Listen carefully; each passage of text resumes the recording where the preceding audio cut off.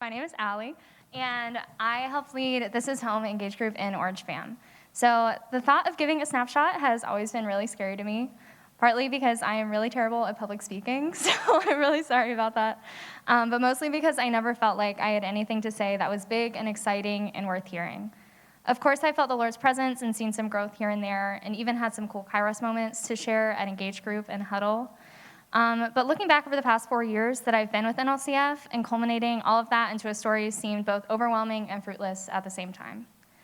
I didn't feel like too much had changed since freshman year. I still struggle to read my Bible enough and to hold myself accountable to my work and commitments, and to give enough of myself to my friends and the people in my Engage Group.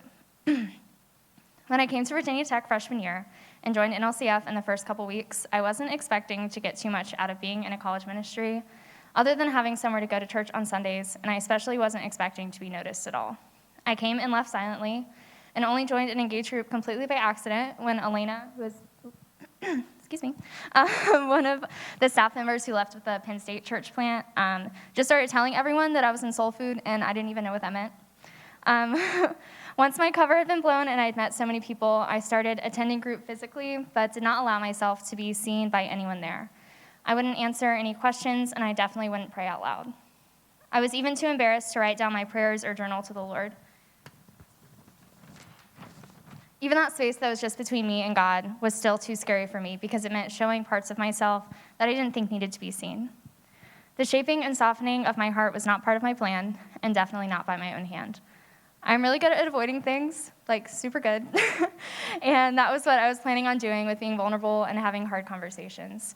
When I felt the Lord calling me to go to LT the first year, which for those of you who don't know, is a leadership program in upstate New York where you spend the whole summer working and giving space to the Lord to mold and use you, I did everything in my power not to go.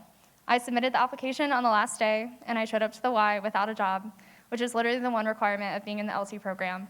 The Pops had to let me sleep on their floor for a week. Thank you, Pops. I was honestly just hoping they would send me home and that I could still say that I tried. Even then, it took me weeks to warm up to Anna being my staff guide and to add anything of substance to our conversations. As I finally started opening up during small group conversations and began allowing myself to be seen, people really listened and were excited to hear from me. It was really confusing to me that people would want to know what I was thinking or want to know who I was. It took me so long to understand that people wanted to be around me and see me because they just really cared about me and wanted to hear what I had to say. The enemy had convinced me for so long that I wasn't worth getting to know, and that whatever parts of myself I showed to someone were just things that they could use against me for their own personal gain or to make me feel ashamed or embarrassed.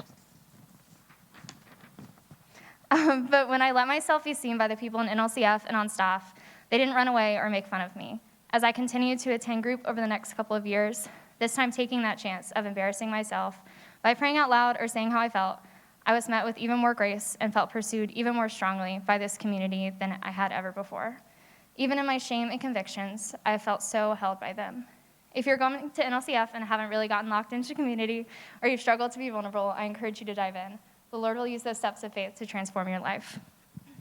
It may not seem like too much has changed with me from the outside, but for me to be able to pray out loud and to openly cry about Jesus literally every time I talk about him is not something I could have ever allowed myself to do 3 years ago.